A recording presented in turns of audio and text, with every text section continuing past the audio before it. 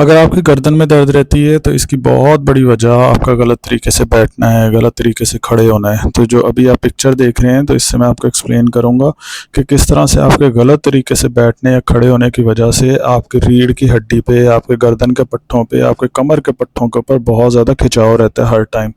तो अगर आप इस पिक्चर को गौर से देखें और अगर आपका पॉस्चर इस तरह से रहता है, इसको मेडिकल में कहा जाता है फॉरवर्ड हेड पॉस्चर। अगर आप इस तरह से अपने कंप्यूटर पे बैठते हैं, अपने ऑफिस में बैठते हैं, अपने किसी भी जगह पे आप काम करते हैं, अगर आपका ये पॉस्चर रहता है, अपनी गर्दन को इतना ज़्यादा आगे करके रखते हैं, तो ये 42 पाउंड्स का वेट है आपके सर का, जो आपकी रीढ़ की हड्डी पे या आपके पट्ठों के ऊपर पड़ रहा होता है। अगर आप थोड़ा सा आगे की तरफ रखते हैं तो ये 32 पाउंड्स होता है, और अगर आप बिल्कुल नॉर्मल तरीके से रहते हैं तो ये सिर्फ 12 पाउंड्स का वेट होता है, जो कि आपकी रीढ़ की हड्डी के ऊपर पड़ रहा होता है। तो जस्ट आप इमेजिन करें कि अगर आप कंटिन्यूसली अपनी गर्दन को आगे की तरफ रखते हैं, पुअर पॉस्चर में रखते हैं, फॉरवर्ड हेड पॉस्चर में रखते हैं,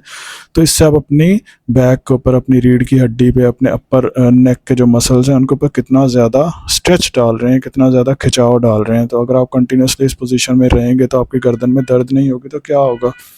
so most of the time ये जो, अगर आपने ये जो पिक्चर देख रहे हैं, अगर आप सीधे लेट जाएं जिस तरह से आप सोते हैं, तो इसको अगर गौर करें तो इस तरह से लग रहा है जिस तरह से 2 या 3 तकिए आपने सर के नीचे रखे हुए हों। तो ऐसे ही समझ लें कि अगर आप रात को सोए हैं, आपने 2 से 3 तकिए अपने सर के नीचे रखे हैं, तो उसके बाद आपको गर्दन में दर्द नहीं होगी तो क्या होगा? सो आपने कोशिश करनी है कि अपने पॉस्चर को ठीक रखना है, क्योंकि पॉस्चर सबसे बड़ी रीज़न है आपकी गर्दन के अंदर दर्द करने में, आपको सर्वाइकोजेनिक हेडेक करने में, सर में दर्द करने की।